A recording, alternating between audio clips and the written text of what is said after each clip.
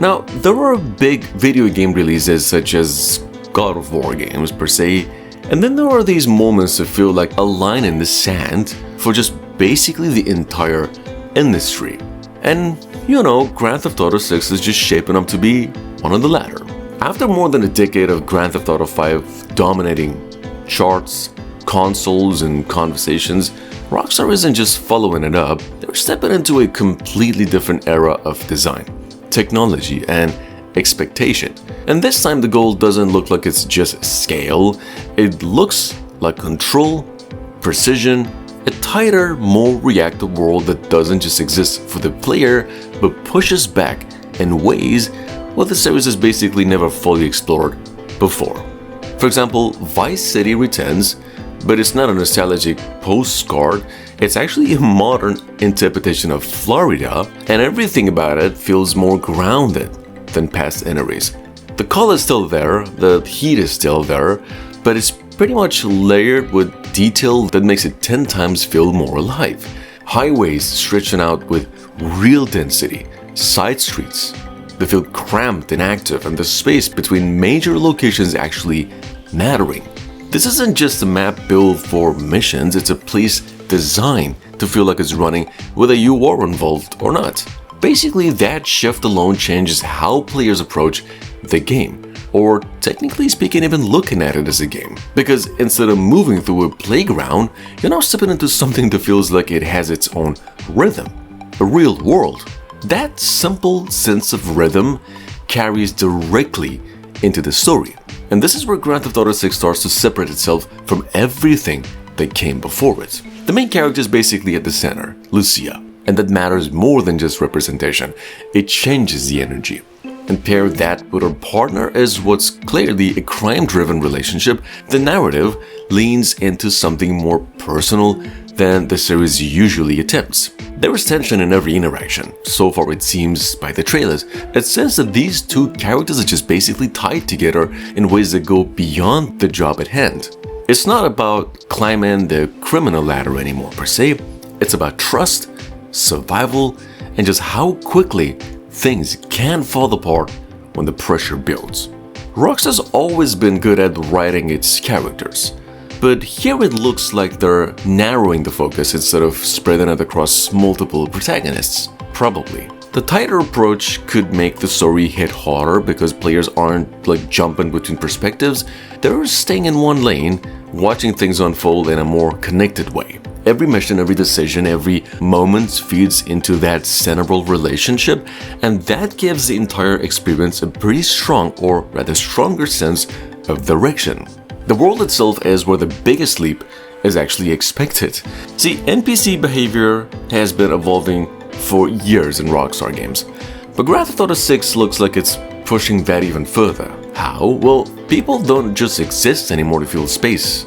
They react to what's happening around them in more believable ways. They're gonna be pulling out the phones, responding to the chaos, they move with purpose. There's a sense that the city itself is observing you just as much you're interacting with it. In fact, that dynamic creates tension because actions don't just disappear once they're done, they ripple outward. Rockstar doesn't just build big maps, they build spaces that feel alive in subtle, almost invisible ways. In Red Dead Redemption 2, it wasn't just about where you could go, it was about how the world reacts to you being there. NPCs remembered you, conversations changed, systems overlapped in ways that they made every interaction feel slightly unpredictable. Now imagine that level of detail appealed to a modern urban setting. There are always hints that Grand Theft Auto 6 is pushing harder into simulation than ever before. Reports suggest more dynamic NPC behavior, smarter police systems, and a world that reacts not just to your actions, but to your reputation over time. Not in a simple, wanted level sense, but in something more layered, something that evolves. And there's a dual protagonist angle. For the first time in the series, we're looking at a central duo that includes a female lead, often referred to as Lucia, alongside her partner. And the comparisons to a Bonnie and Clyde style dynamic aren't subtle, and that framing alone opens up a different kind of storytelling for Rockstar. One that's more personal, more character driven, and potentially more grounded. Because Grand Theft Auto has always been about crime, but it hasn't always been about relationships.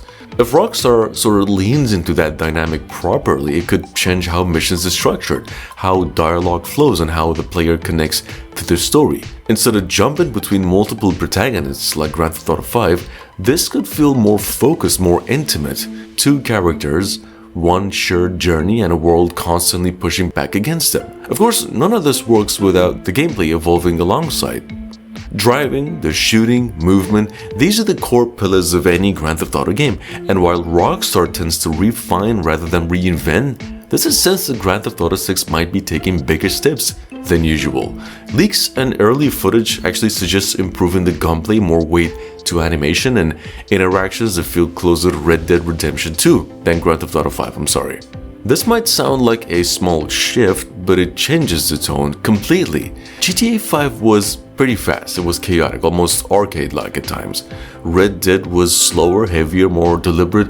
If Grand Theft Auto 6 lands somewhere in between, it could strike a pretty good balance and make every action feel more meaningful without sacrificing the freedom this series is known for. However, there's also the question of scale. Not just map size, but content density. Rockstar's always been careful about how they fill the worlds. It's not about placing icons everywhere, it's about creating moments, random encounters, side stories, small details that most players might actually miss, but that give the world its texture.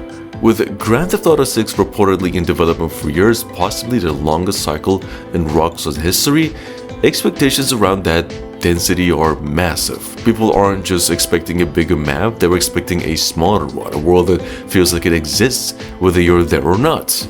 That's a dangerous expectation, but it's also exactly the kind of challenge Rockstar tends to embrace. Grand Theft Auto Online, on the other hand, became a phenomenon that no one fully predicted. It evolved from a multiplayer mode into an entire platform, one that generated years of content, updates, and a massive player base that never really left. There is no way Rockstar ignores that with Grand Theft Auto 6, but the real question is how they evolve it. Do they build a separate experience again, or they integrate online elements more directly into the world from the start? There were rumors suggesting a more flexible, evolving online world, something that changes over time, possibly even alongside single-player updates. But even with all of that, the core of Grand Theft Auto 6 comes back to something simple, and that is presence. The feeling that when you're in this world, you're actually there. Not just controlling a character, but existing in a space that responds to you. And that's what separates a good open world game from a great one. It's not just about what you can do, it's about how the world reacts when you do it. And if Grand Theft Auto 6 delivers on that idea, if it brings together its story, its systems, and its setting into something cohesive, then it won't just meet expectations, it'll reset them. Because that's basically what Grand Theft Auto has always done at its best. And when it finally arrives, it won't just be another release on the calendar, it will be the moment everything else gets compared to.